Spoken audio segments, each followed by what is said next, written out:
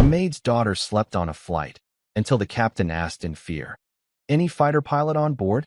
The night started like any other flight across the Pacific. Passengers settled in, attendants moved quietly through the aisles, and for most, the gentle hum of the engines was a comfort.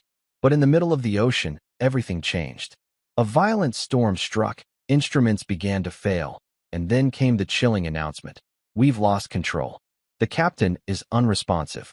Is there any pilot on board?" Silence filled the cabin. People prayed, cried, held hands, until a quiet teenage girl stood up from economy class. A passenger tried to stop her.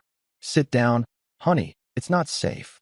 But she shook her head and whispered, "It's okay. I can help." No one could have guessed what would happen next. This is the story of how an ordinary teenager, dismissed as just the maid's daughter, was thrust into the cockpit of a dying Boeing 777 and into legend. Just before we dive in, let us know in the comments where you're watching from today. We love seeing how far these stories reach. And make sure you're subscribed so you don't miss tomorrow's special video. Now let's jump back in. Enjoy the story. A sleeping girl was about to fly a plane through a storm that had grounded an entire country. This is the story of that day. It is a story about how courage is not measured in years, and how wisdom can be found in the most unexpected of hearts. The gentle hum of the Boeing 777's engines was a lullaby. For 15-year-old Amelia Vance, curled up in seat 34B, it was the only peace she had known all day. She slept the deep, dreamless sleep of youth, her head resting against the cool plastic of the window. Her blonde hair, tied in a simple ponytail, caught the dim cabin light. She wore faded jeans and a plain gray sweatshirt, clothes that spoke of comfort, not style. She looked like any other teenager on a long flight from Tokyo to San Francisco. Just another passenger, invisible and unassuming. In the spacious comfort of first class, Walter Harrington adjusted his silk tie. He glanced impatiently at his gold watch. He was a man who measured his life in profitable quarters and successful acquisitions. Beside him, his wife Eleanor reapplied her lipstick, while their daughter, Jessica, also 15, scrolled through photos on her top-of-the-line phone. They were returning from a luxury tour of Japan. For them, this flight was merely a bridge between two worlds of privilege. Walter had magnanimously gifted 2 economy tickets to his longtime housekeeper, Maria Vance, and her daughter, Amelia. It was a gesture that cost him nothing. He used expiring airline miles, but bought him a sense of charitable superiority. He had made a point of telling his business partners about his generosity. He never mentioned that Maria had worked for his family for 20 years, raising his own daughter while hers often waited alone at home. He never mentioned the birthdays and holidays Maria had missed with her own child to serve his. As the plane soared over the vast, dark expanse of the Pacific Ocean, a sudden, violent jolt shook the cabin. Amelia's eyes fluttered open. Outside her window, the serene night had vanished. In its place was a churning cauldron of black clouds, lit by terrifying, spidery veins of lightning. The seatbelt sign flashed on with an insistent chime. Passengers exchanged nervous glances. The turbulence grew worse, tossing the massive aircraft like a toy boat in a bathtub. A voice, strained and tight, crackled over the intercom. "Folks, this is your captain, Robert Miller. We've hit some unexpected weather. It's a bit rougher than we anticipated. Please remain seated with your seatbelts securely fastened." But there was another sound beneath the captain's forced calm. A tremor. A flicker of fear that every person on board could feel in their bones. Walter Harrington scoffed. "Amateurs," he muttered to his wife. "A little chop and they sound like they've never flown before. This is why I prefer the private jet." Minutes stretched into an eternity of stomach-lurching drops and bone-rattling shakes. Children began to cry. The flight attendants moved through the aisle, their faces pale masks of professionalism, offering reassurances that sounded hollow against the roar of the storm. Then, a new voice came over the sound system. It was younger, higher-pitched, and trembling with an unmistakable panic. "Ladies and gentlemen, this is First Officer David Chun." He took a ragged breath. We have a critical medical emergency in the cockpit. Captain Miller is unresponsive." A collective gasp swept through the cabin. The nervous murmurs erupted into audible fear. "We are flying through a severe, unforecasted cyclonic storm system," the co-pilot continued, his voice cracking under the strain. The autopilot is struggling to compensate. The storm's electrical interference is causing critical instrument failures. He paused, and the next words fell into a pool of terrified silence. Is there a pilot on board? Please, we need help. Is there anyone on this plane with piloting experience? A few moments of silence passed, filled only by the howl of the wind outside. No one moved. Walter Harrington unbuckled his seatbelt. Well, it's about time someone competent took charge, he announced loudly to the first-class cabin. I've flown with my personal pilot for years. I've logged hundreds of hours in the co-pilot seat of my Gulfstream G650. I know the procedures. A flight attendant rushed to his side. Sir, we appreciate that, but we need someone with commercial or military certification. Don't be ridiculous, Walter snapped, puffing out his chest. Experience is experience. Who else on this plane has spent more time in a cockpit than me? Certainly no one back there in economy. His dismissive wave was aimed toward the rear of the plane, where Amelia sat watching, her heart pounding against her ribs. The co-pilot's voice returned, now laced with raw desperation. Please, the captain, his condition is worsening. The control column it's not responding correctly. It feels like we're flying through concrete. The fly-by-wire system is failing. Is there a fighter pilot on board? Anyone with experience in extreme weather and systems failure recovery? Please, identify yourself now. The request was so specific, so utterly hopeless, that it extinguished the last embers of hope for many passengers. A fighter pilot? On a commercial flight? It was an impossible fantasy. People began to pray. Some pulled out their phones, trying to type final messages to loved ones. The plane dropped another 1,000 feet in a gut-wrenching plunge, and screams filled the cabin. Through it all, Amelia Vance sat perfectly still. Her mind was a whirlwind of memories. She saw her grandfather's study, the walls covered in maps and diagrams of aircraft. She heard his voice, calm and steady, explaining the physics of a high-altitude stall. She felt the worn leather of his old flight jacket, which she sometimes wore when she missed him most. The sky isn't empty, Mia, he used to tell her, his eyes twinkling. It's full of roads and rivers, mountains and valleys.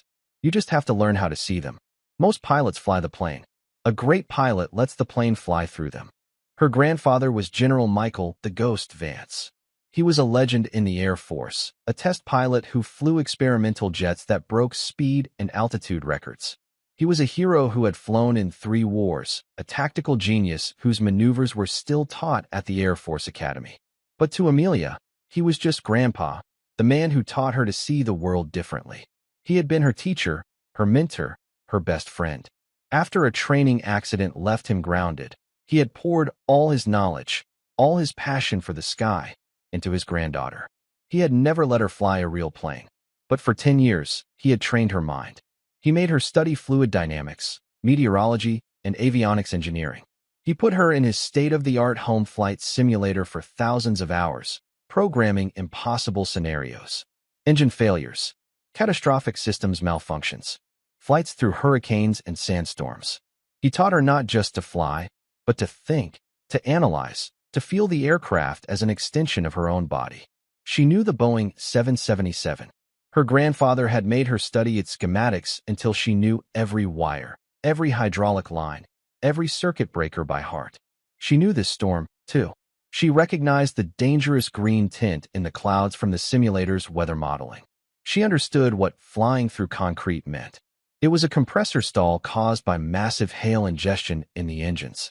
She knew the autopilot was not just struggling, it was actively making things worse by applying the wrong corrections. She looked at the terrified faces around her.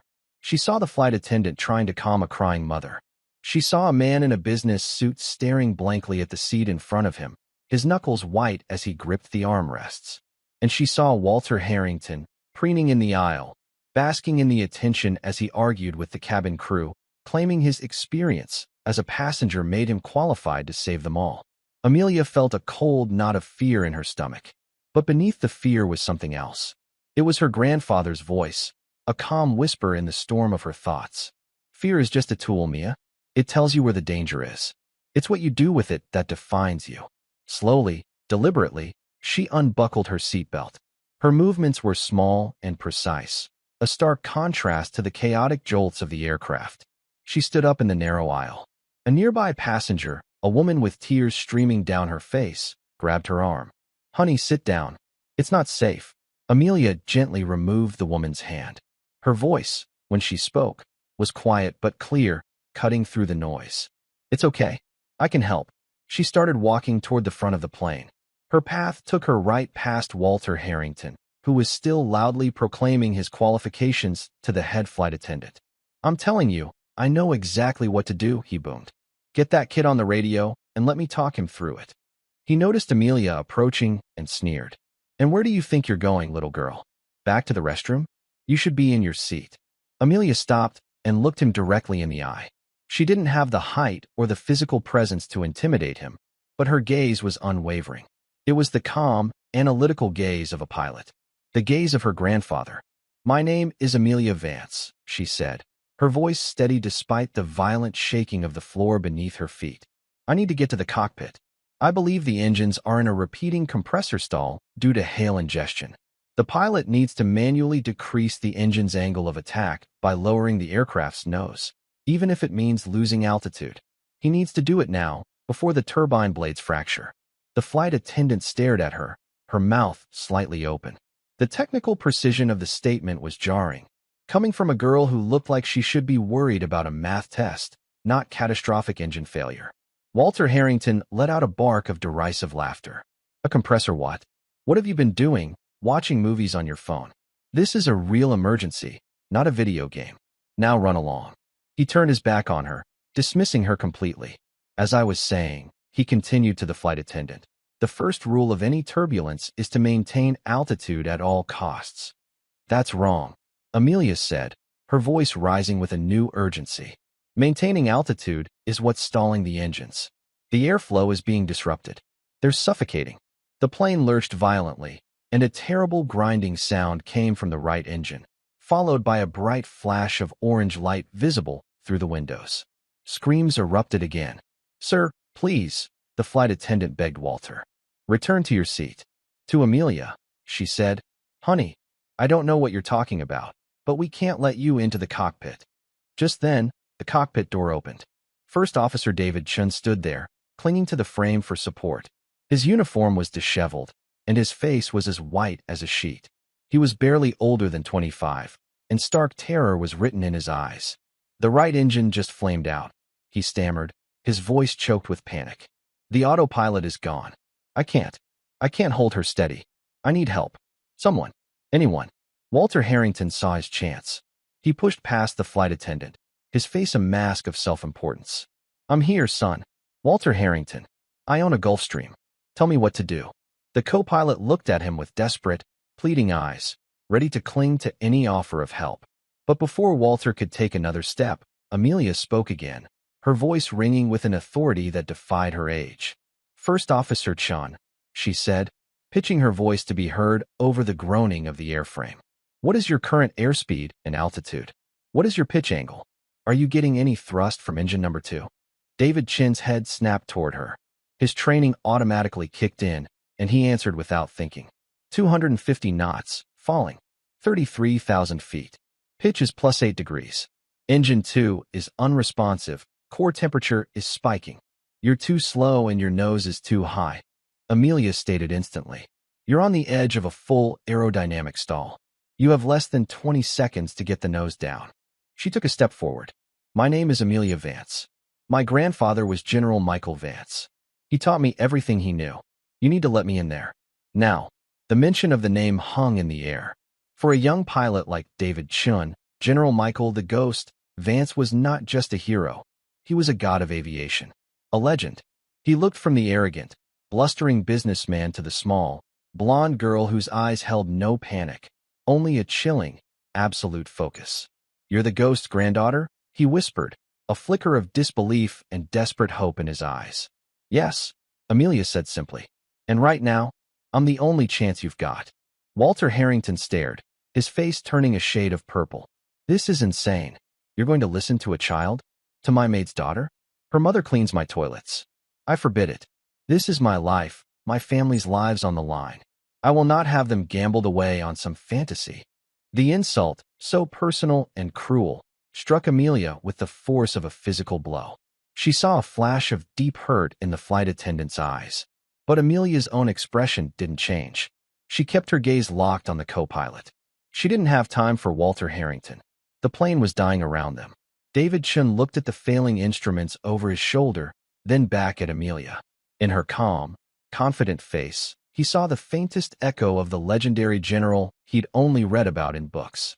It was a gamble, an insane, career-ending, life-or-death gamble. But looking at Walter Harrington, then back at Amelia, he knew who he would trust. "Get in," he said, his voice trembling. He grabbed her arm and pulled her toward the cockpit. "Get in now." As Amelia slipped past him into the chaos of the cockpit, she heard Walter Harrington's furious roar behind her. "You'll be responsible for this. When we all die, I'll hold you responsible." The cockpit door slammed shut, sealing them off from the panic in the cabin. Amelia was no longer a 15-year-old girl in an economy-class seat. She was in the only place in the world she felt she truly belonged. And she was flying into the heart of the storm. Inside, the scene was worse than she could have imagined. Alarms blared in a deafening chorus of electronic screams. Red and yellow warning lights flashed across the control panel. Captain Miller was slumped in his seat, his face a ghastly gray, a flight attendant and a passenger who identified as a doctor working frantically over him. David Chin's hands were shaking so badly he could barely grip the control yoke. The plane was shuddering violently, a wounded beast on the verge of falling from the sky. Amelia's mind went quiet. The fear vanished, replaced by a crystalline clarity. The thousands of hours in the simulator, her grandfather's lessons, all of it coalesced into a single point of focus. She didn't see chaos. She saw a problem, a complex, deadly problem that she had been trained her entire life to solve. She pointed to a series of switches on the overhead panel. "Disconnect the autothrottle and the flight directors," she commanded, her voice sharp and clear, leaving no room for argument. "They're getting bad data from the iced-over pitot tubes. They're fighting you. Kill them now." David Chun, startled by her decisiveness, fumbled for the switches. "Disconnect? That's against every emergency protocol." "The protocols were written for pilots, not for undertakers," Amelia shot back, her voice like ice. "The book is useless here. That storm out there isn't in the book. Do it." Her certainty was absolute. With trembling fingers, David flipped the switches. The plane immediately stopped its most violent shuddering, though it was still being battered by the storm. A small measure of control had been returned. Amelia's eyes scanned the dizzying array of gauges and screens, absorbing dozens of streams of information at once. "Okay, Engine 2 is gone. Forget it. We're a very heavy glider right now. We need to restart Engine 1. We need clean air." Her eyes darted to the weather radar display. It was a terrifying mass of red and magenta, indicating extreme turbulence and hail. But she saw something else. A pattern. A tiny, almost imperceptible channel of less intense weather. A river in the sky. "There," she said, pointing to a spot on the screen. "That's our way out. It's a shear wind corridor between two convective cells. It's going to be rough, but the air will be cleaner there." David stared at the screen. "That's not a corridor, that's suicide. It leads directly into the core of the storm." "No," Amelia said, her voice calm and patient, like a teacher explaining a difficult concept. "It goes under the core. The updraft from the main cell is creating a pocket of stable, descending air. It's a meteorological canyon. Grandpa called it a ghost current. It won't show up on a standard Doppler radar. You have to know how to look for the pressure differentials." She reached out and her fingers danced across a control panel, inputting a series of commands with a speed and confidence that left David speechless. She was manually recalibrating the radar's frequency to look for temperature gradients instead of precipitation. A new image appeared on the screen, and there it was, a faint, dark blue line snaking through the heart of the crimson storm. A ghost current. It was real. "My God," David whispered in awe. "No one would ever think to do that." "We're going to fly into that canyon," Amelia announced. "It's our only shot. Take the controls. I'll guide you through it. On my mark, push the nose down to a negative 10-degree pitch. It's going to feel like we're falling out of the sky. We have to do it to gain airspeed. Do you trust me?" David looked into the eyes of the 15-year-old girl beside him, the maid's daughter, a child who was quoting the secret techniques of a dead aviation legend. He saw no hint of doubt in her. He saw nothing but the mission. He nodded, his hands tightening on the yoke. I trust you. Good, Amelia said. Now, fly the plane. Meanwhile, back in the cabin, chaos had turned to resignation for many. Walter Harrington, however, was still fuming. His pride, more valuable to him than his life, had been wounded. He could not accept being upstaged by his housekeeper's daughter. This is a disgrace, he snarled to his wife, Eleanor. They've put a child in charge. A delinquent who probably learned everything she knows from a computer game. Eleanor, for the first time, looked at her husband with an expression of weary disgust. Walter, be quiet. That delinquent is the only one who sounded like she knew what she was talking about. You wanted to maintain altitude, she said to lower the nose. And then the engine exploded. The simple, undeniable truth of her statement silenced him for a moment. His daughter, Jessica, who had been listening from the row behind, leaned forward. Daddy, Amelia she's really smart. She used to talk about flying with her grandpa all the time. I thought she was just making it up. Walter's face contorted with rage. Don't you defend her. Her mother is our servant. What could she possibly know? He unbuckled his seatbelt again, a wild, desperate idea forming in his mind. I'm going to put a stop to this. I'll get on the radio myself. I'll call the authorities. I'll tell them the plane has been hijacked by a lunatic teenager. He stood up and lurched toward the cockpit door just as Amelia's voice came over the intercom. It was completely transformed. Gone was the quiet teenager. This was the voice of command. Ladies and gentlemen, this is Amelia Vance. I am in the cockpit with First Officer Chun. We have lost one engine and are maneuvering through the storm to find stable air. In a moment, the plane will begin a steep descent. It will feel alarming. It will be loud. It is intentional, and it is necessary to save the aircraft. Flight attendants, prepare the cabin for a high-G maneuver. Secure all loose items and yourselves. Now, the authority in her voice was absolute. It was the voice of a commander, of a leader, and it brooked no argument. Even Walter Harrington froze in the aisle, an involuntary shiver running down his spine. The flight attendants, hearing a voice that finally sounded like it was in control, immediately began shouting instructions, their training taking over. In the cockpit, Amelia began the countdown. 3, 2, 1. Push. Now. David shoved the control yoke forward with all his might. The massive Boeing 777 nosed over into a terrifying dive. The world outside the cockpit window became a swirling vortex of black clouds and lightning.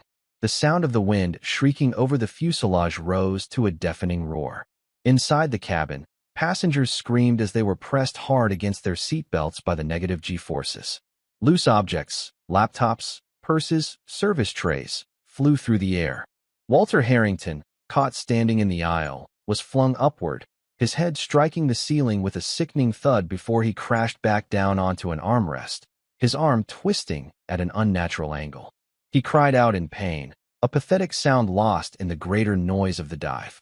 Hold it steady. Amelia yelled over the alarms. Keep the wings level. Watch your rudder. The crosswind is trying to flip us. Use your feet. David was fighting the plane with every ounce of his strength. The controls felt like they were set in concrete. I can't.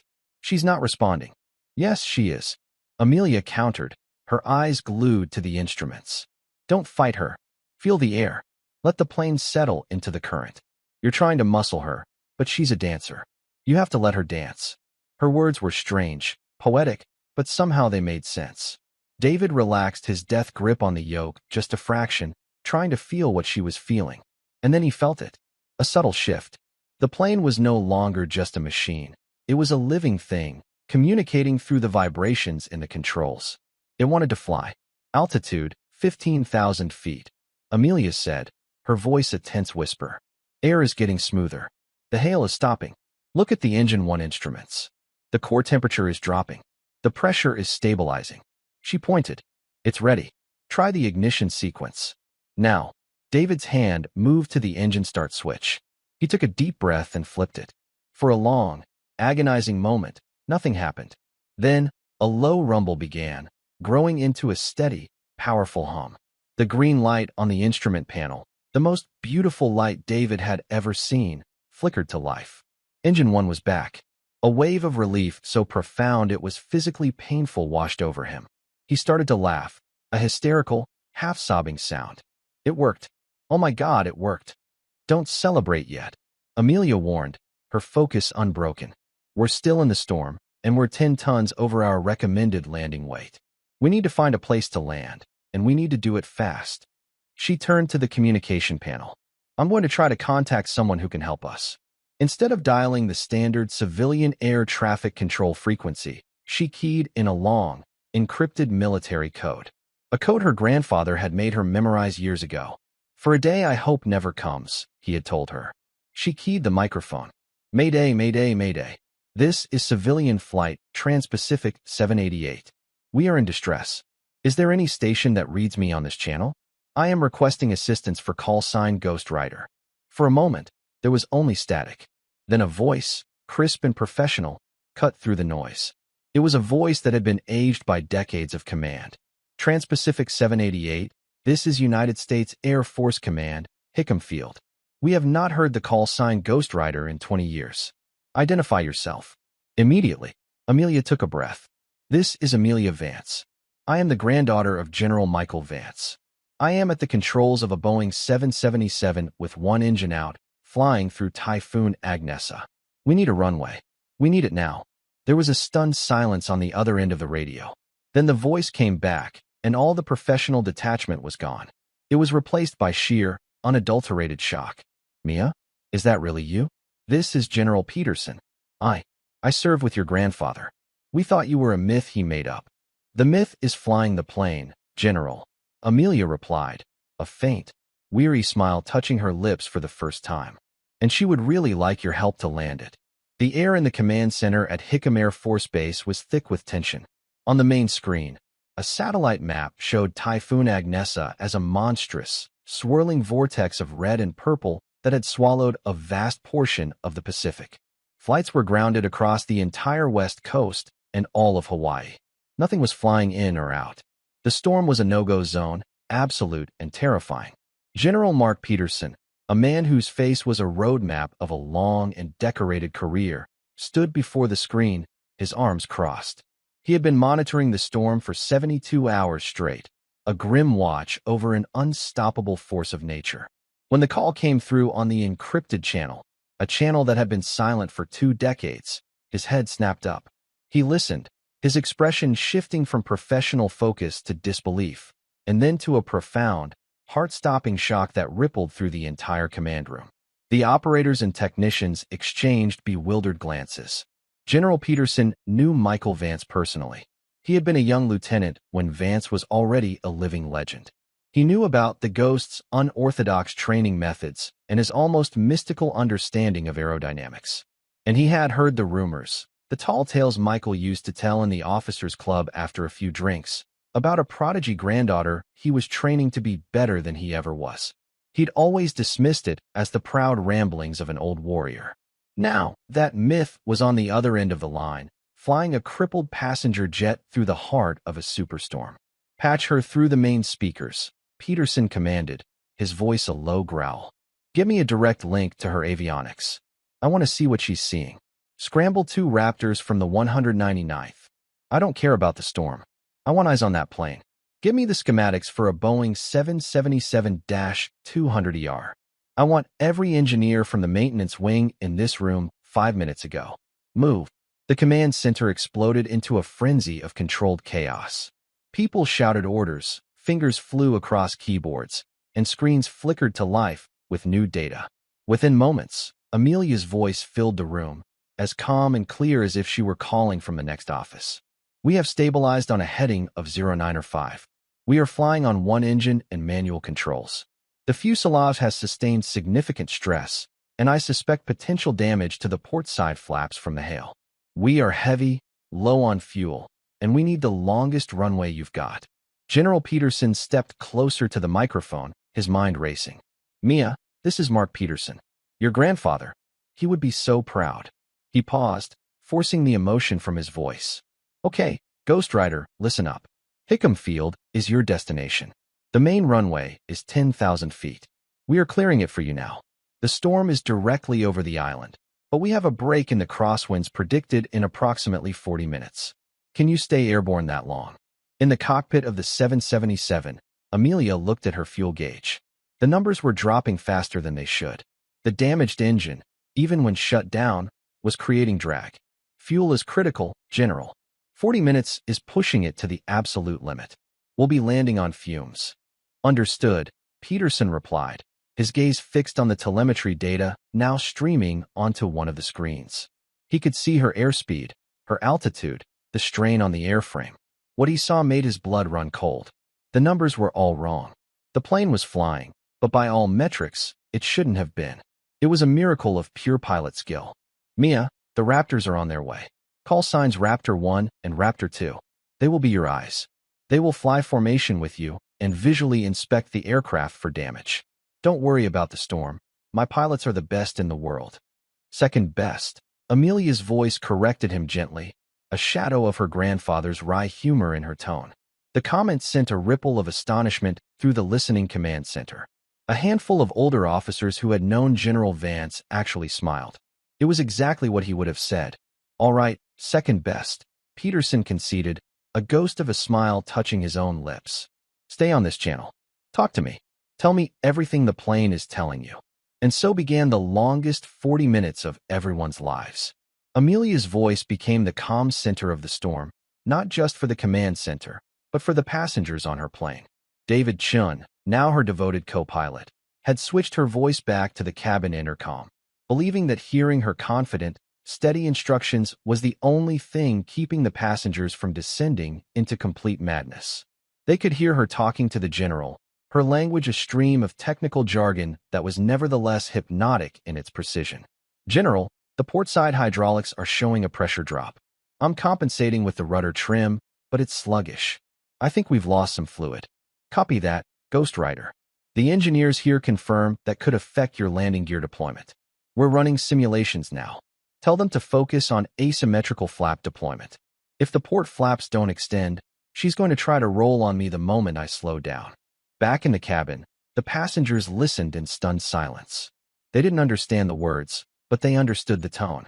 They understood that this young girl, this maid's daughter, was engaged in a high-stakes, long-distance conversation with the United States military about how to save their lives.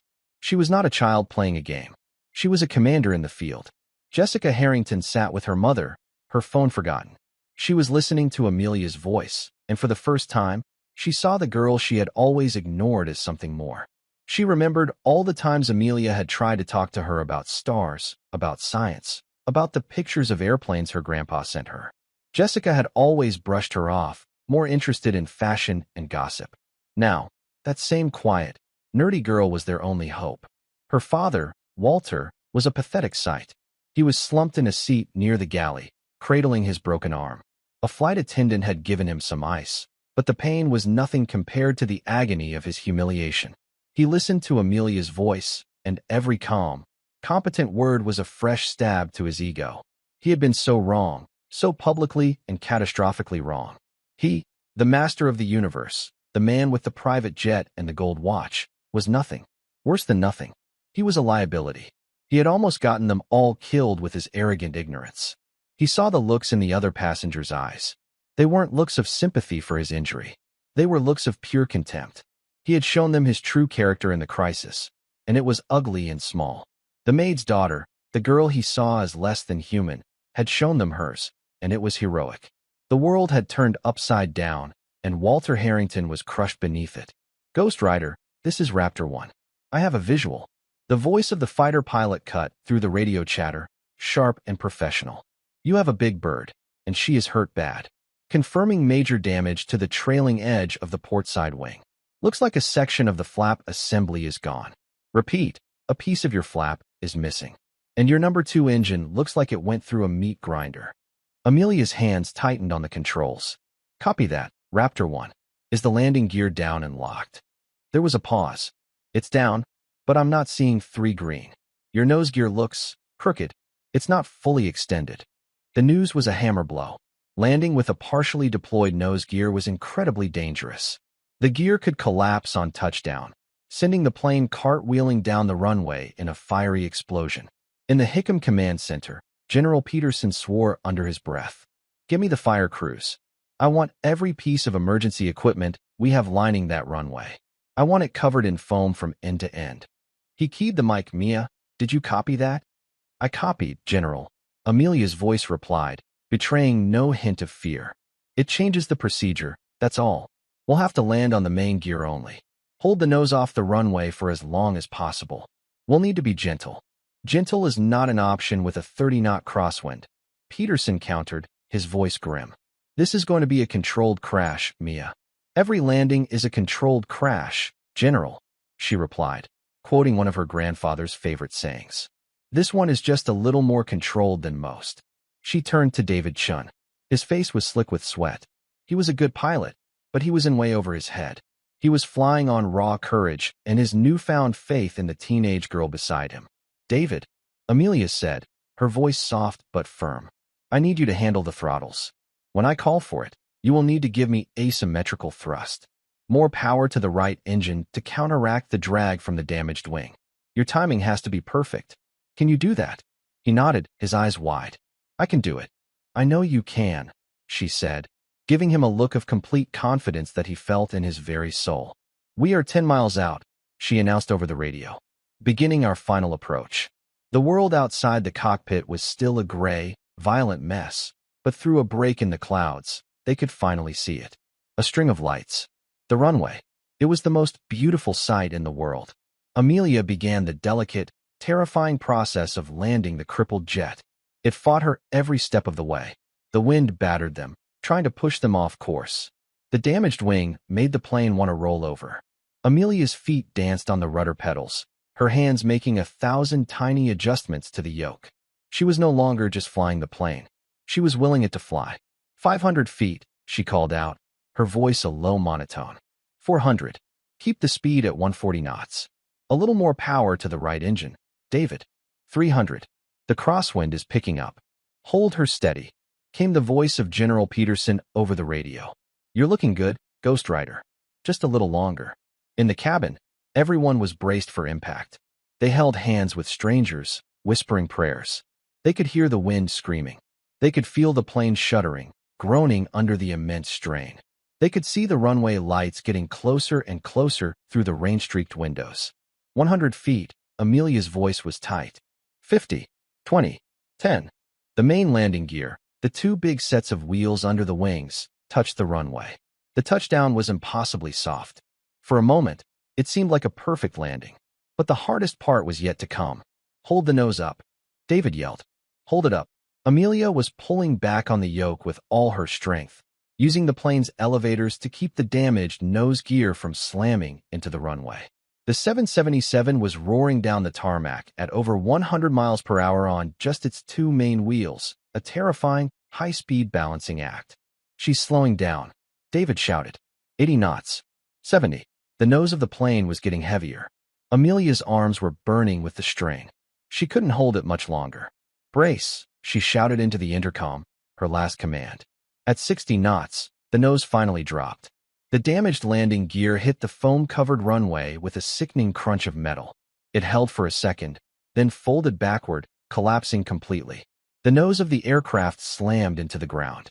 A shower of sparks erupted as the metal fuselage scraped along the concrete.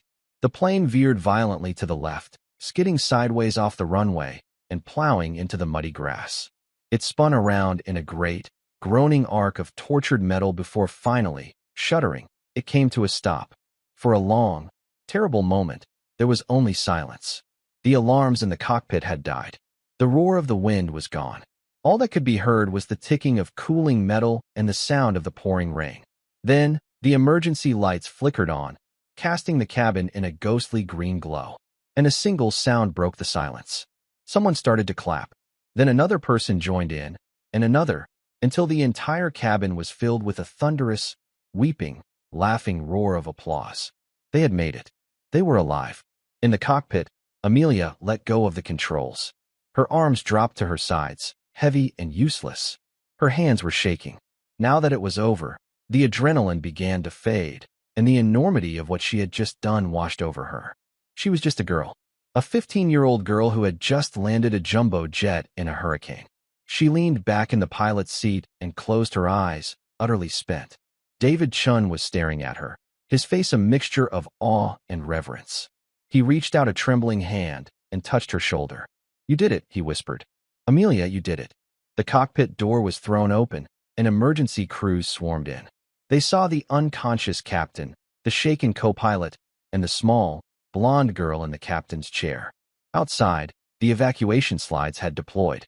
Passengers were sliding down into the welcoming arms of firefighters and medics. They were crying, hugging, and looking back at the battered, broken plane that had somehow, against all odds, brought them safely to the ground. They were all looking for one person. High on a gantry in the Hickam Command Center, General Mark Peterson pulled off his headset. He stared at the screen, which showed a live feed of the crash site. He saw the passengers safe on the ground. He saw the plane, broken but intact. He saw a small figure with blonde hair being helped out of the cockpit by a flight attendant. He turned to the stunned engineers and operators around him. "Let the record show," he said, his voice thick with emotion, "that on this day, the Ghost flew again." The rain fell in a steady, cleansing sheet over the runway at Hickam Field. The flashing lights of a dozen emergency vehicles painted the battered fuselage of Trans-Pacific 788 in strobing shades of red, white, and blue. The last of the passengers were being led away to a temporary shelter, wrapped in warm blankets, their faces a mixture of shock, exhaustion, and a dawning, miraculous joy. They were alive. They chattered excitedly, their voices overlapping, but one name was repeated over and over again like a mantra: Amelia. Amelia Vance stood on the tarmac, a borrowed Air Force jacket draped over her small shoulders. The rain plastered her blonde hair to her forehead. She looked pale and overwhelmed, a child lost in a world of giants and flashing lights. The adrenaline had completely abandoned her, leaving behind a bone-deep weariness and a tremor in her hands she couldn't control. A medic was gently trying to guide her toward an ambulance, but she resisted, her gaze fixed on the wounded aircraft she had just tamed. It looked like a great, sleeping beast, majestic even in its ruin. General Peterson approached her, his boots splashing in the puddles. He stopped a few feet away, his expression unreadable. He was flanked by two stern-looking Air Force officers. For a moment, no one spoke.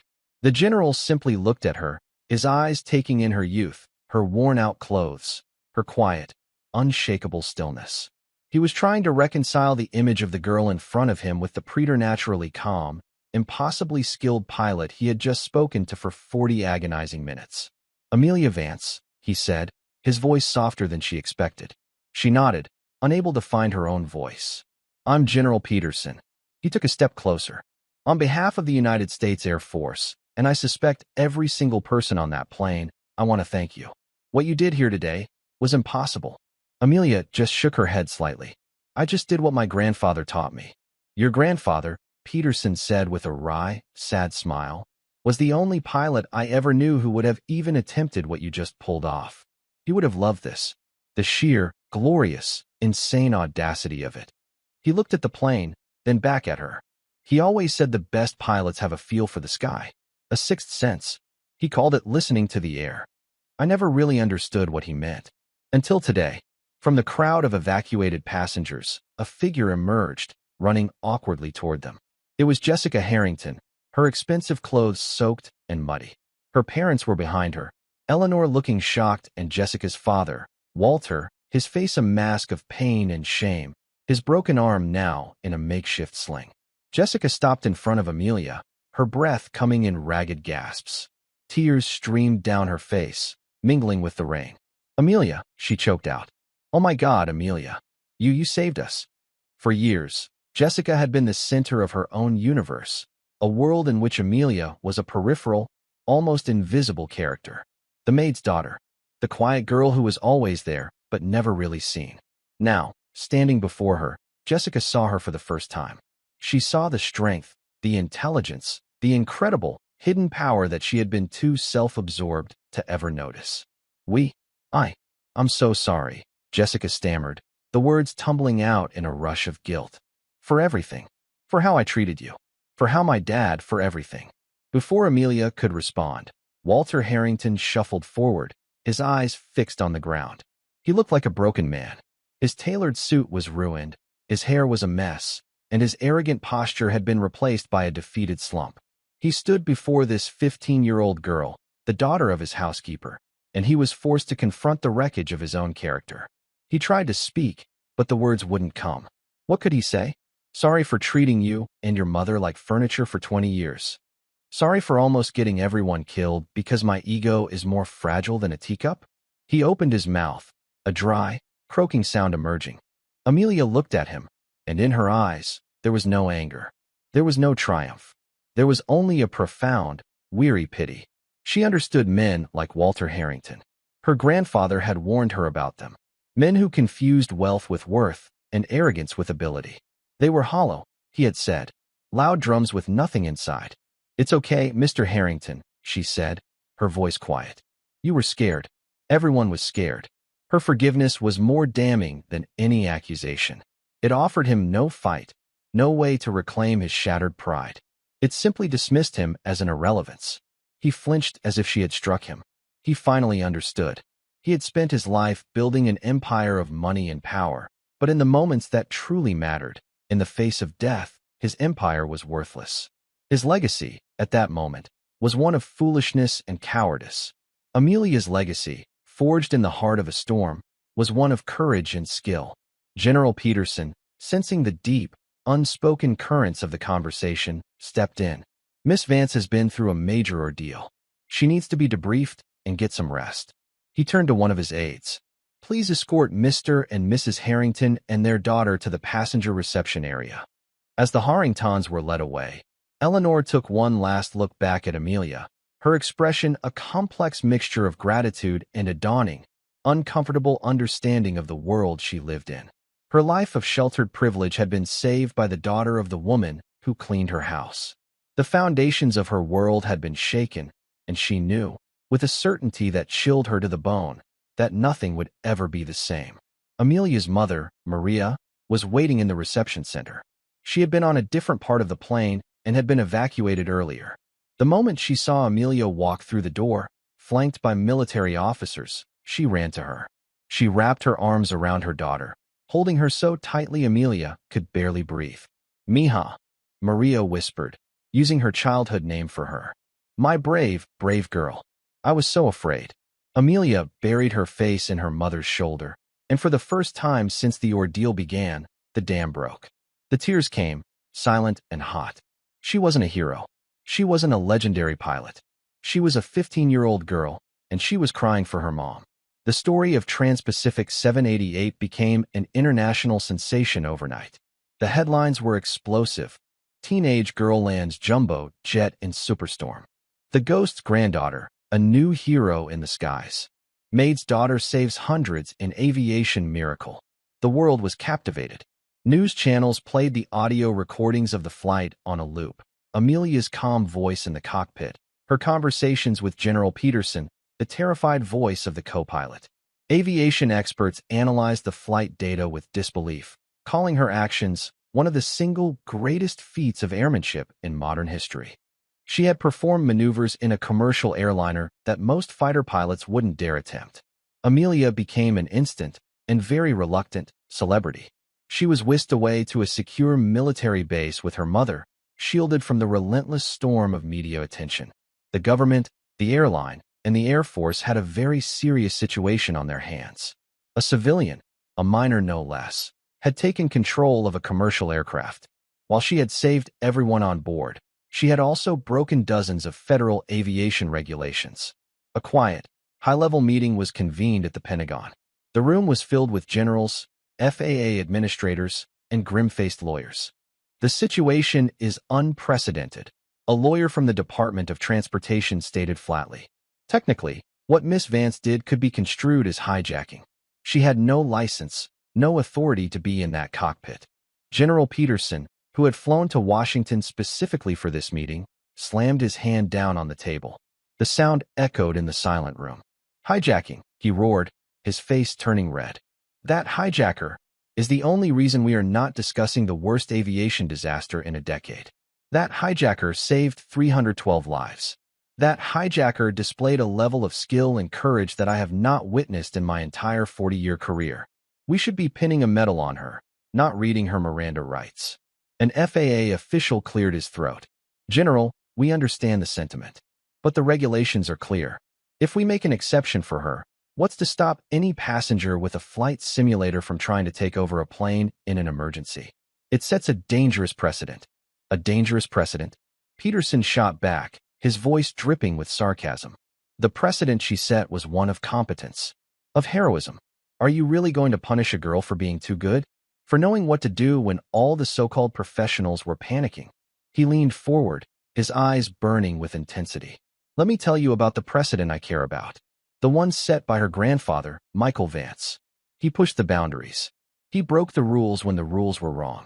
He saved countless lives by trusting his gut and his skill over some outdated manual. This girl is his legacy, and if you try to tarnish that, you will have to go through me and the entire United States Air Force. The room was silent. Peterson's words, and the power behind them, hung in the air. He was not just a general. He was one of the most respected military leaders in the country. To go against him was to go against a living institution. The debate raged for hours. But in the end, Peterson's fierce defense, combined with the overwhelming public adoration for Amelia, made the outcome inevitable. The official story was carefully crafted. Amelia Vance was granted a special, one-time waiver for her actions, citing the extreme and unprecedented circumstances. First Officer David Chin's report was glowing, stating that Amelia had acted only at his request and under his supervision, a convenient fiction that protected everyone involved. The airline, Trans-Pacific, facing a PR disaster of epic proportions, embraced Amelia as a hero, offering her and her mother free flights for life and a multi-million-dollar college scholarship. Amelia, however, wanted none of it. Not the fame, not the money, not the attention. When General Peterson came to tell her the news, he found her not in a fancy hotel suite, but in the base's aviation library, hunched over a thick, technical manual on advanced jet propulsion systems. "You're not celebrating?" he asked, a gentle smile on his face. Amelia looked up, pushing a stray strand of blonde hair out of her eyes. "There's nothing to celebrate, sir. A lot of things went wrong on that flight. I'm just trying to understand why." Peterson sat down opposite her. He looked at the complex diagrams she was studying. "You know," he said quietly, "your grandfather was the same way.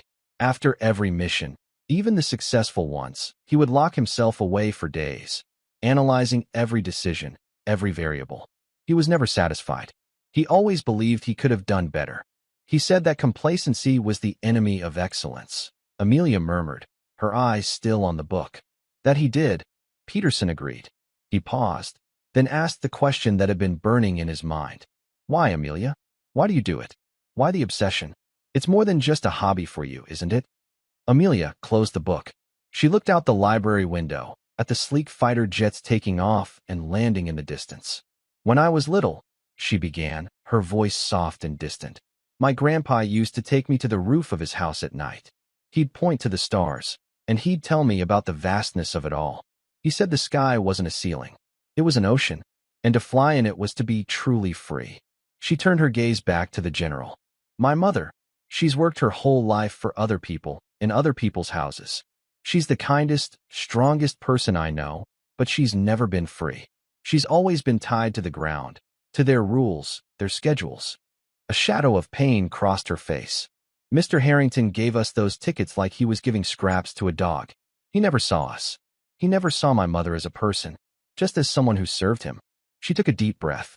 "When I'm flying, even in the simulator, none of that matters. It doesn't matter who your parents are, or how much money you have.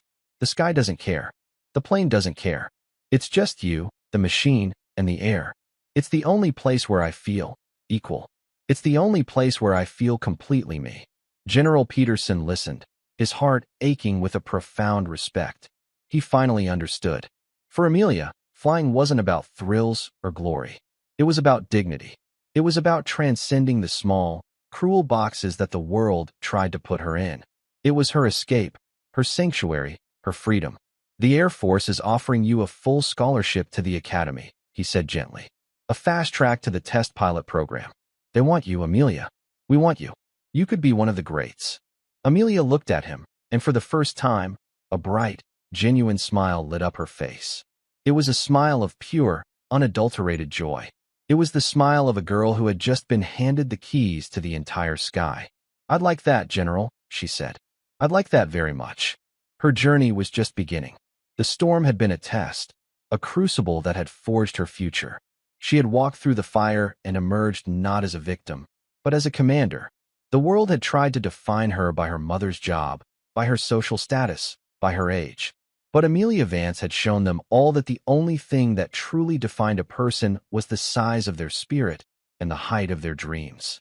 She was the ghost's granddaughter, and she was born to fly. And that's where we'll end the story for now. Whenever I share one of these, I hope it gives you a chance to step out of the everyday and just drift for a bit. I'd love to know what you were doing while listening. Maybe relaxing after work, on a late-night drive, or just winding down. Drop a line in the comments. I really do read them all. And if you want to make sure we cross paths again, hitting like and subscribing makes a huge difference. We are always trying to improve our stories, so feel free to also drop your feedback in the comment section below. Thanks for spending this time with me.